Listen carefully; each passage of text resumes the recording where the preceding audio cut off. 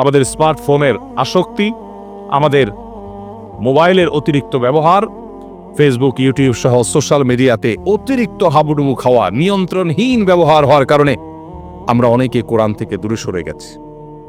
কোরআনে কারীম কিন্তু কিয়ামতের ময়দানে আল্লাহর কাছে ফরিয়াদ করবে। রাসূল আকরাম সাল্লাল্লাহু আলাইহি ওয়াসাল্লাম আল্লাহর কাছে বিচার দিবেন। ওয়াকাল রাসূল ইয়া রাব্বি ইন্না কওমি ইত্তাখাযু হাযাল কুরআনা মাহজুরা। কিয়ামতের দিন রাসূল বলবেন, হে আল্লাহ, হে আমার রব, আমার এই জাতি, এই মুসলিম নামধারী মানুষগুলো তারা কোরআনকে পরিত্যাগ করেছে, কোরআনকে পরিহার করেছে।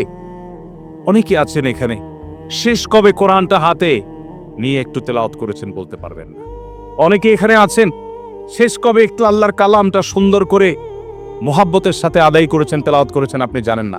আপনার মা অনেক কষ্ট করে কোরআন শিখিয়েছেন, বাবা শিখিয়েছেন, বক্তব্য শিখিয়েছেন, আপনি আল্লাহর কালামকে ভুলে গেছেন। আপনি সোশ্যাল মিডিয়াতে, ফেসবুকে ঘন্টা সময় দিচ্ছেন, যেখান থেকে আপনার 2 পয়সার কোনো দুনিয়ার লাভ আসে না, আখিরাতের লাভ তো আসার প্রশ্নই ওঠে না।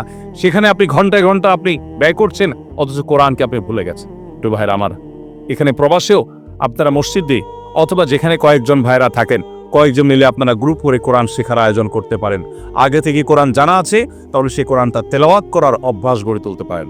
কোরআন আমাদেরকে হেফাজত করবে আল্লাহ তাআলার ইচ্ছায়, আল্লাহ তাআলার অনুগ্রহে।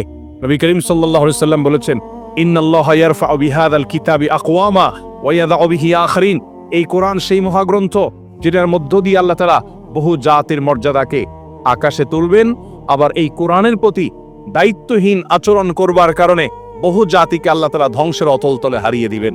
আজকে মুসলিম বিশ্বের যে দুরবস্থা, পৃথিবীর চতুর্পাশে তাকালে দেখি আমরা উম্মার আর্তনাদ শোনা যায়, উম্মার জুলুম এবং নির্যাতনে নিষ্পেষিত হওয়ার আওয়াজ আমরা শুনতে পাই। উম্মা নানা দিক থেকে পিছিয়ে পড়েছে।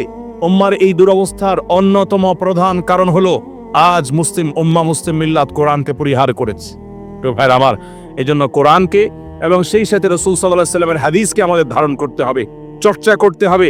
বিশেষ করে এই ধরনের পরিবেশে যেখানে শিরক, কুফর, আল্লাহর প্রতি অবিশ্বাস চতুর্দিকে হচ্ছে, বেশিরভাগ মানুষই অবিশ্বাসী, সেই জায়গায় আল্লাহর রহমত পেতে হলে আপনাকে কোরআনকে আঁকড়ে ধরতে হবে। এটা আপনাকে ওই পরিবেশের ক্ষতি থেকে রক্ষা করতে সাহায্য করবে ইনশাআল্লাহ তাআলা।